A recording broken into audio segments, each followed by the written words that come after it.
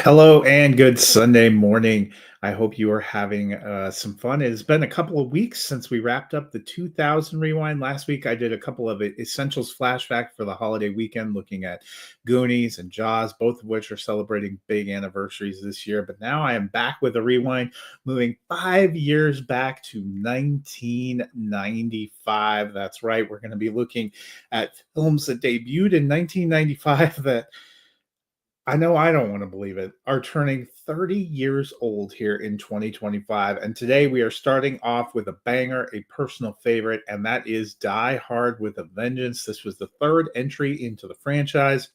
It dropped in June of 1995, so it is now officially more than 30 years old. You know, if you've watched me for a while, you know that I love Die Hard. It is a classic film, it is a classic action film, it is a great Christmas film. Don't at me. Takes place at a Christmas party on Christmas Eve. It is a Christmas film. But this one, you know, the franchise has produced five films. They're not all great. Nothing to me is ever going to top the original, but this comes the closest. This was the third one in the franchise, came 7 years after the original. Returns John McTiernan, the director of the first one, back here. Bruce Willis is back. And I like that they took a completely different approach. This is set in New York City. You have kind of a down and out John McClane who is trying to struggle to get his life back together. It takes place during the middle of summer. In fact, it kicks off with these beautiful shots of New York and the dulcet tones of the song Summer in the City. I always think of Die Hard with a Vengeance when I hear that song. And it introduces a fun character played by Samuel L. Jackson. Their back and forth is great. The dialogue is fun. There is some humor here. There's some good action. And there is a good story that does tie back to the original, but gives us a brand new villain played by Jeremy Irons that I really enjoyed. I liked the whole setup here. I like the action.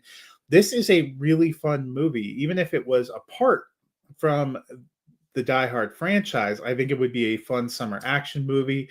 I like the cast. I like what they're doing here. I like the dialogue, the back and forth. As I mentioned, Willis and Samuel L. Jackson are great together. So this one works really well for me. It was a very fun summer blockbuster.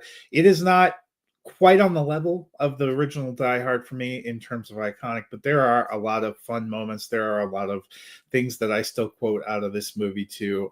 This one is a banger if you've never seen it. And I like, again, what they did as opposed to the immediate Die Hard sequel where they kept it at Christmas. They kept, the kind of tried to keep some of the same kind of things going on. This one decided to go in a completely different direction, built around John McClane, and it just works. So, Die Hard with a Vengeance. Happy 30th anniversary.